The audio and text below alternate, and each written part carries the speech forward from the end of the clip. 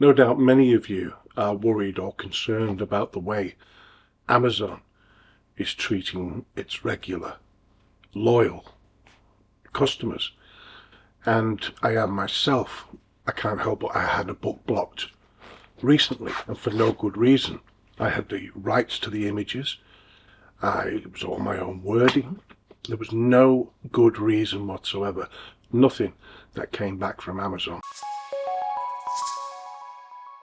And I've just published a book 2 days ago, and I'm itching to see how that goes. But again, I have the rights to the images, and through packages, Canva Pro for instance, and other packages, and it's just not fair, because we're not being told exactly what's what, or as I've said in a previous video, we're just being told there's something wrong, nothing else. And it could be the images, it could be something else. It could be a particular image in 100 images you've got in a book, for instance. It could be that other people are using the same images, but they have the right to. And if they don't have the right to, then Canva, for instance, should reimburse. Because if we've not got the right to use images from any package that you use, whether it's Shutterstock or whatever else it is, if we can't use them, we should have a discount. Or maybe the whole service should be free. Because part of the reason for upgrading a package to Pro or Premium is to have the rights to use the images in that particular app, not to get your book removed or blocked because you're using those images that you're supposed to have the rights to. I've contacted Canva, for instance, a number of times. I've had nothing back.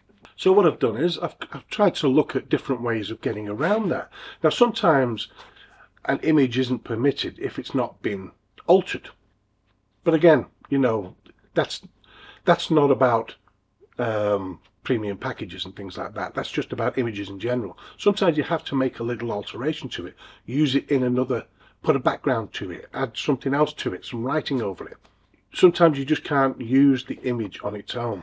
So when you actually create a page and you're publishing that to Amazon, and you've got your text, you've got your header maybe, or you've got other bits and pieces, you've got some elements, and you've got an image, all those things are individual. When they go up in a PDF, they're all images. You can flatten a PDF, but it's still going to be seen that those items can be picked out of it.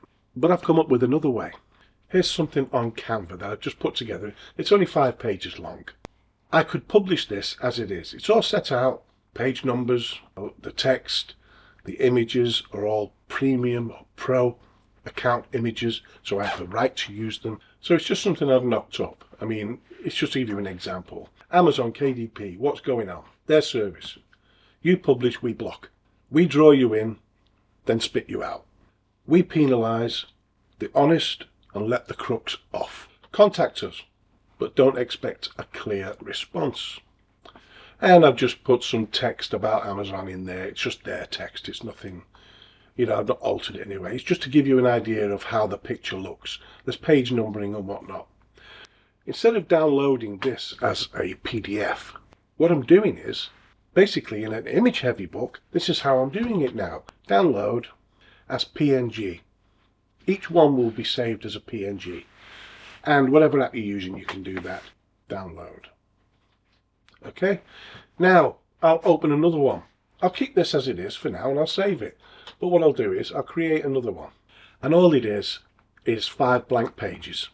The same size as the 5 blank pages before. I'll drag each of those images onto the page and place it on there. And then drag each corner to fit.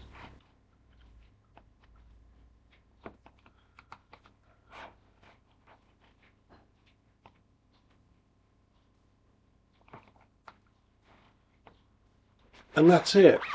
Each one of these now is an image. So if Amazon wants to have a little look at that, now I should rename those images while I've got them in a file to, let's say, my images, or I created it, put my name there or whatever. I created this image, which I did. So it's now my copyright. This image is mine. And someone could say, yeah, but you've used it all these other ones from other people. It doesn't matter. This is now my image. did you create this image? Can you actually use this image? Of course not. You know, can you get it from anywhere? Of course not. It's one that I've created, and I've used images and elements and text, and basically they're all in the mix as one image. So when this shows up on Amazon, they don't see all these little images. They're not there. There's no file names. The only file name they've got for this one image is the name I put in there because I created it. Can Amazon then remove your book because you've used one of those images? Well, they're going to have to visually, they're going to have to look at that and go, hang on a minute, that image looks like another image that is somewhere else or in another book. It's too complicated. Now, I'm not telling you to be underhand or dishonest. I'm talking about, you know, you've got the rights to an image. You know you've got everything in place. You're doing everything you possibly can.